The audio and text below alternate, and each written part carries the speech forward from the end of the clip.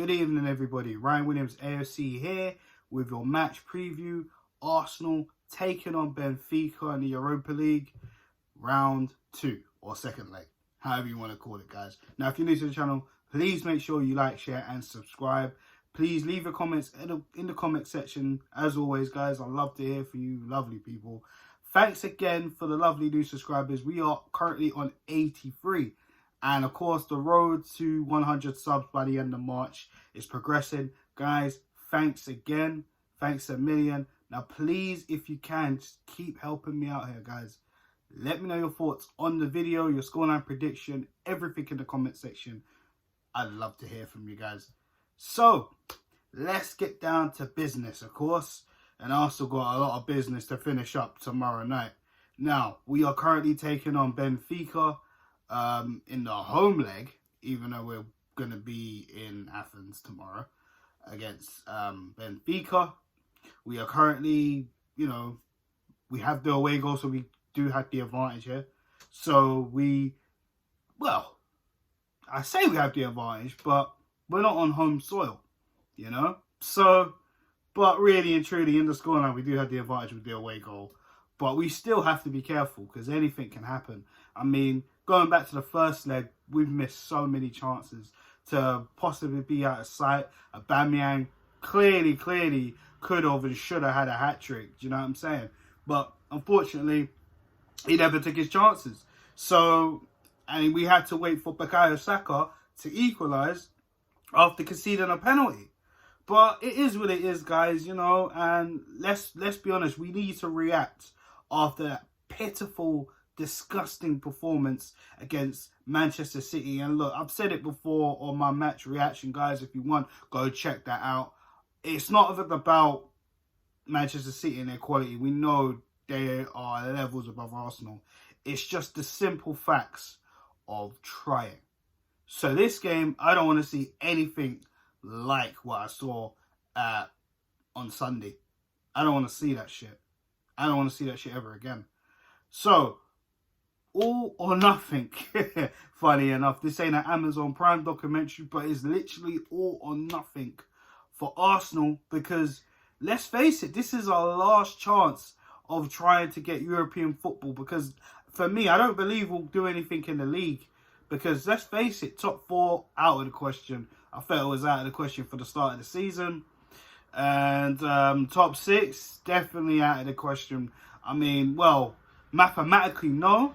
But realistically, yeah, let's be real. I mean, it's pretty tough right now. But let's just get into the starting lineup.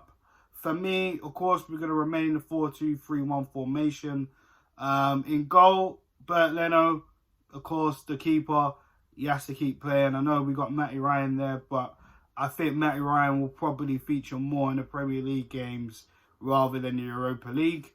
On that right back, I want Cedric. I want Cedric back. I'm absolutely disgusted with Hector Bellerin's performances lately. A lot of people have been saying on Twitter, online, oh, Hector Bellerin's been all right. I mean, the guy has just been too inconsistent. Then, of course, there was news leaking out this week how he wants to leave. He feels, his best days are yet to come and he feels it's time to leave Arsenal, which, if the rumours are true, then great. You know my feelings on Bellerin. Not going to get into it because it will take up the whole video and we're not here for that right now. So, yeah, Cedric, for me, I think is a better defender. Obviously, we need a better right back than both of them, but we can talk about that later on in another video. But Cedric, for me, is a better right back and he puts more work in. So yeah, Cedric there. In the middle, I'd like to see the return of Gabriel and David Luiz. I think it shows how both of them were rested well. Luiz came on the last few minutes. Well, he had to come on due to Rob Holding sustaining a concussion against Manchester City. So he only came on for 5-10 minutes from what I can remember. It's pretty much near the end of the game. But obviously, he was rested for this fixture, as well as Gabriel. On that left side, Kieran Tierney. And Kieran Tierney, he has just come back from injury. But I felt his performance against Manchester City was not good enough. And, Mahrez had him on toast. Literally, Mahrez had him up, and Tierney. Listen, you're still one of my favorite players in the team, but you got to put in a good performance tomorrow night, guys. You got to put in a better performance tomorrow night. That's all I'm gonna say on that. Sorry, I'm stumbling my words. I'm just thinking about him and Mahrez, man. That wasn't good. That wasn't good. The midfield. Now, of course, we know that Thomas Partey has been training with the team, and there's a lot of speculation that he could return to the side tomorrow. However, I personally wouldn't start him at all. I think we will remain with Granit Xhaka, and I'd like to see Dani Ceballos in that side. I think the pivot with El Neni and Xhaka is absolutely ridiculous. I don't know what Mikel Arteta was thinking there. I think Ceballos should have played because he hasn't really played that many amount of games since being left out of the side. But I think personally, yeah, I think Ceballos and Xhaka is better there. Now, the three, Saka, it's tough because I want to give Saka a rest. However, it's going to be difficult because we didn't finish up the tie. I feel that, it's going to be difficult. It's going to be difficult leaving them out. And plus, we got Leicester on Sunday as well. So, I think, it's so difficult. I think, you know what? I'm going to be honest. I think it's best if I'll start him, but I'm going to bring him off. I'm going to bring him off later. I'm going to start Saka.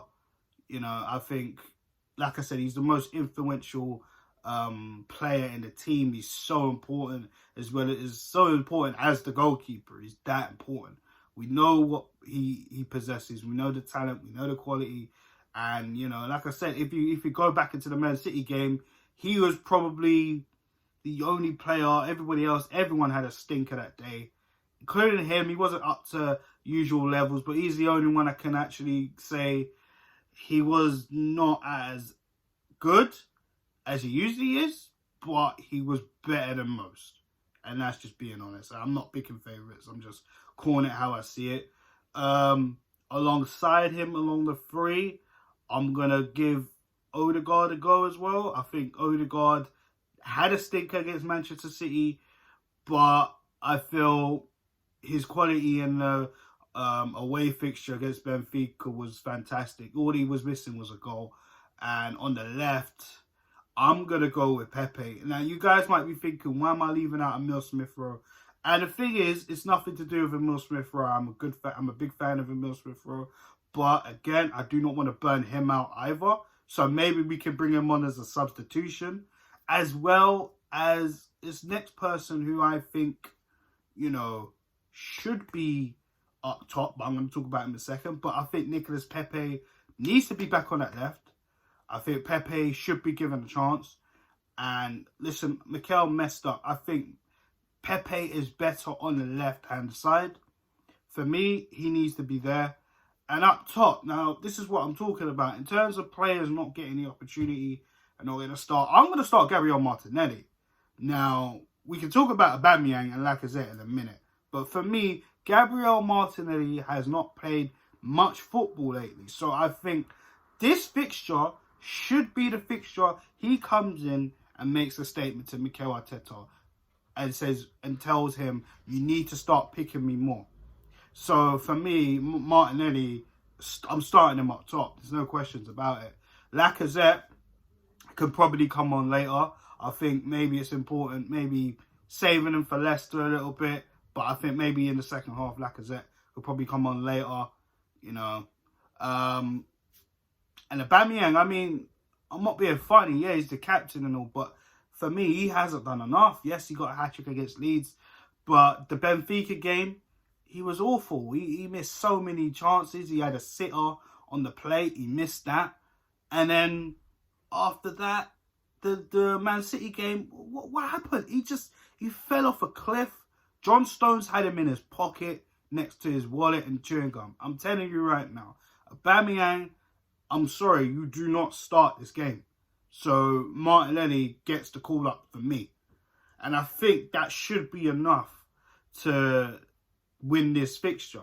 I'm not disrespecting Benfica at all, but I'm looking at the away fixture, the previous fixture that we had in the first leg, and I felt we were all over and we just didn't take our chances. And when you got guys like Saka, Martinelli, Odegaard, and you know Pepe's hungry as well, they're going to want to score some goals and create some chances. And I feel that line should be enough to get the job done. Now, guys, let me know your thoughts in the comment section. Do you think it's weak? Do you think it's strong enough? What do you think of the scoreline? Let me know down below. Now, for me, the scoreline, I'm going to go with a 2-0 win. I think, like I said, that front four is good enough to end this tie. Like I said, Lacazette could come on a little bit later. You know, we could take Saka off. We could bring on a Smith Rowe and, you know, just clean it up. Just clean up the mess and fix the repairs that we should have done from the first leg. It's as simple as that. So I'm going 2-0 Arsenal. Guys, let me know your thoughts in the comment section. Please like, share, and subscribe. I want to thank you all again for checking me out. Share the content, of course. Road to 100 subs to the end of March. Guys, let's make that happen. Currently on 83. I want to thank you all. And we'll be back for our match reaction tomorrow evening. All right, Arsenal, you have to finish this. This is probably the most important game of your season. This competition, every game that happens from either if we go through from after this is going to be important. Simple. Have a good night, guys.